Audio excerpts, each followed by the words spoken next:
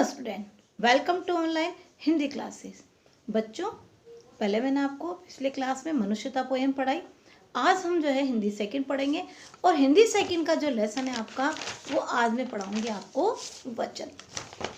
आज हम क्या पढ़ेंगे? वचन। बच्चों, ओपन योर बुक और लेसन नंबर जो है आप ओपन करेंगे वचन। लेसन है आपका 16 लेसन। पिछली क्लास में मैंने इसके पहले लिंक पढ़ाया था। आज हम पढ़ रहे हैं वचन, लेसन नंबर 16। देखो, वचन का अर्थ क्या होता है? वचन का अर्थ होता है संख्या बताने वाला। क्या होता है? संख्या बताने वाला। शब्द के जिस रूप से उसके एक या एक से अधिक होने का पता चले उसे हम क्या कहेंगे बच्चों? उसे हम कहते हैं वचन। जैसे मान लो लड़का, अब पता लग रहा है एक है संख्या। अब उसका अगर मान लो हमने बहुवचन बनाया तो क्या लड़के कर दिया तो लड़के यानी बहुवचन हो गया। अगर हमने एक लड़का और कहा दो लड़के तो अब पता लग रहा है संख्या से कि एक है तो एक वचन और एक से ज़्यादा है तो क्या हो गया? बहुवचन। ऐसे एक घर तो क्या पता लग रहा है एक संख्या क्या है? एक है तो एक वचन हो गया। चार घर तो क्या हो गया? बहुवचन। तो सबसे पहले कहने का मतलब है संख्या का को बताने वाले क्या कहलाते हैं? वचन कहलाते हैं। बच्चों, वचन की डेफिनेशन को आप अंडरलाइन करो।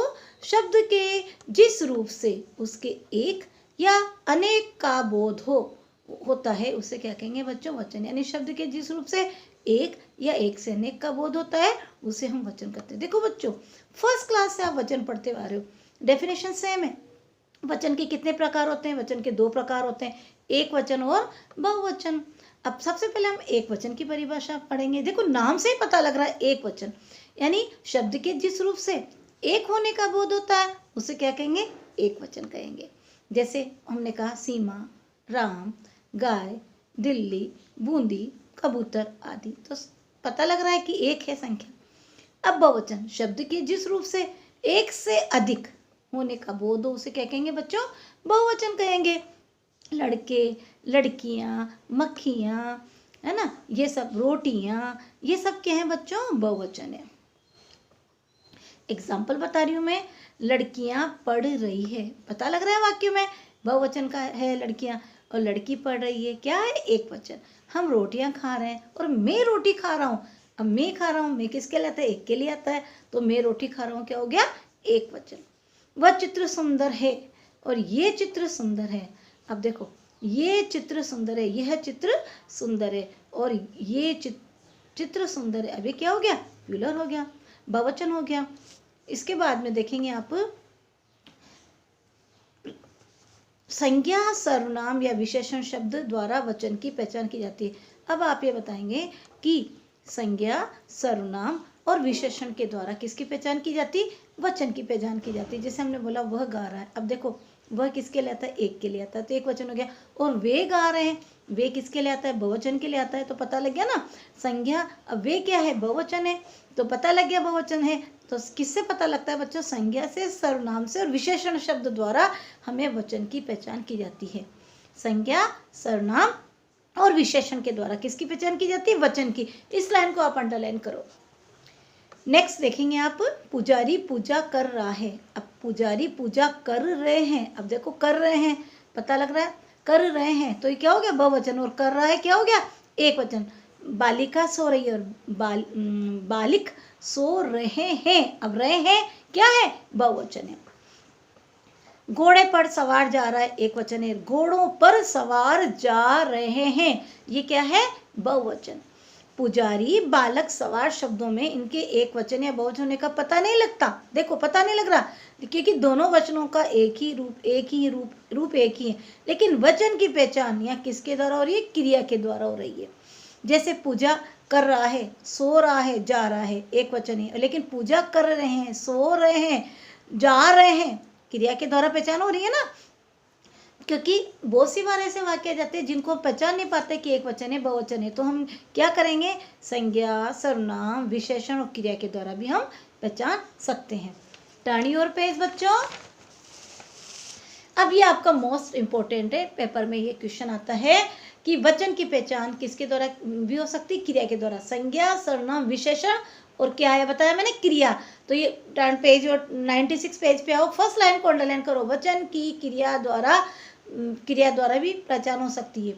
अब एक वचन के स्थान पर बहुवचन का प्रयोग, अब क्वेश्चन बन के आएगा परीक्षा में, एक वचन के स्थान पर बहुवचन का प्रयोग कब किया जाता है, इसमें लिख लो आप बुक के अंदर, ये लिखा हुआ है आपके, एक वचन के स्थान पर बहुवचन का प्रयोग।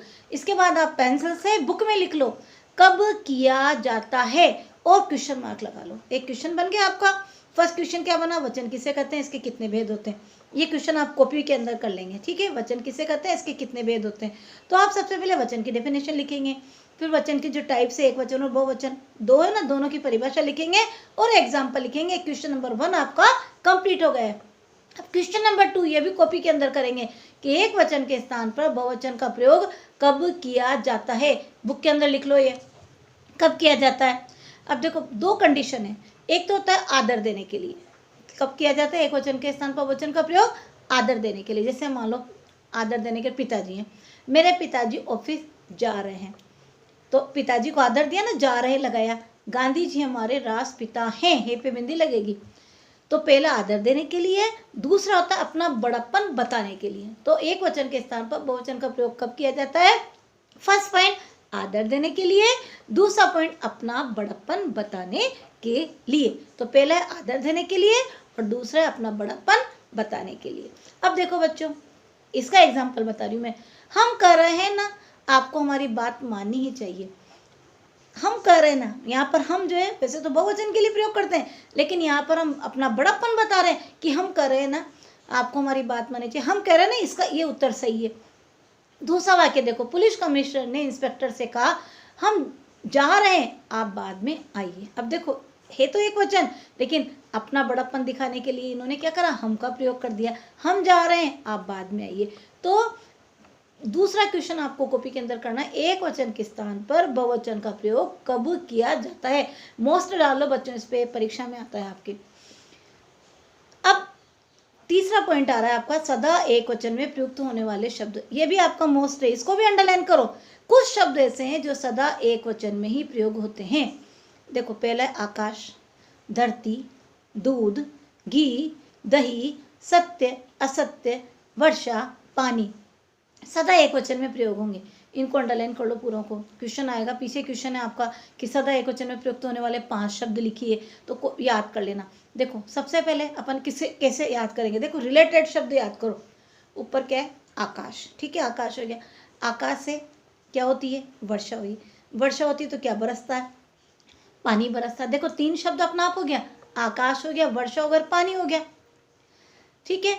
अब इसके बाद में अपन ये भी कर सकते हैं, हम कहाँ रहते हैं, धरती पर रहते हैं। जैसे आप सेंटेंस को लर्न करने के लिए एक दूसरे से कनेक्शन करो तो ऑटोमेटिक याद हो जाएगा। ऊपर पहले आकाश, आकाश से क्या बरसी, वर्षा, वर्षा में क्या आता है, पानी गिरता है। तो 3 शब्द तो आपके यही हो गए ना। और किस पे रहते हैं अपन, धरती पर। इसके बाद में अब आपको 1-2 ही तो याद करने, क्या पीते हैं हम, दूध। दूध से क्या बनता है, घी बनता है। तो कैसे ऐड करेंगे कि सदा एक वचन में प्रयुक्त होने वाले शब्द बताओ। सबसे पहले मैंने बताया कहाँ रहते हैं, धरती। फिर ऊपर आकाश, आकाश से क्या गिरा, वर्षा, वर्षा जब होती है तो क्या गिरता है, पानी गिरता है, ठीक है। दूध, दूध से क्या बना, घी। तो ये जो शब्द हैं ये क्या हो गया, एक वचन में प्रयुक्त होने वाले, यानी कि आकाश याद कराया, धरती याद कराया, वर्षा याद कराया, पानी याद कराया, दूध और घी। क्या बोलना चाहिए मैं, सत्य। क्या नहीं बोलना चाहिए, असत्य। तो सारे शब्द हो गए बच्चों आपके। ऐसे लर्न करो तो आपको फटाफट हो जाएंगे। और अगर रटोगे ना तो याद नहीं होंगे। एक दूसरे से कनेक्शन करो शब्दों का तो ऑटोमेटिक याद हो जाएंगे। अब है, ये तो था सदा एक वचन में प्रयुक्त होने वाले शब्द। अब हम पढ़ रहे हैं सदा बहुवचन में प्रयुक्त होने वाले शब्द। जैसे होश, दर्शन, प्राण, आंसू, लोक, समाचार, भाग्य है, केश है, बाल है, दर्शक है, श्रोता है और रोम है। अब इसको आप कैसे लर्न करेंगे, जैसे सबसे पहले दर्शन करने गए तो वहाँ क्या, दर्शन करने गया मैं, वहाँ कोई थी, बहुत भीड़ थी। क्या थी वहाँ पर, बहुत भीड़ थी। पेपर में समाचार आया कि दर्शनों में काफ़ी भीड़ थी। तो अपन ने क्या करा था, दर्शन कर लिया, भीड़ कर लिया, समाचार कर लिया। अब हमने क्या करा, 2 और कर सकते हैं। बाल, बाल का दूसरा रूप क्या है, केश है ना। और फिर क्या होता है, रोम। तो इससे रिलेटेड याद कर लो, दर्शन है, भीड़ है, समाचार है, लोग है, केश है, बाल है, श्रोता है, होश है, ऐसे याद करेंगे। तो बच्चों आज मैंने यहाँ तक पढ़ा, नेक्स्ट हम नेक्स्ट क्लास में पढ़ेंगे। Thank you.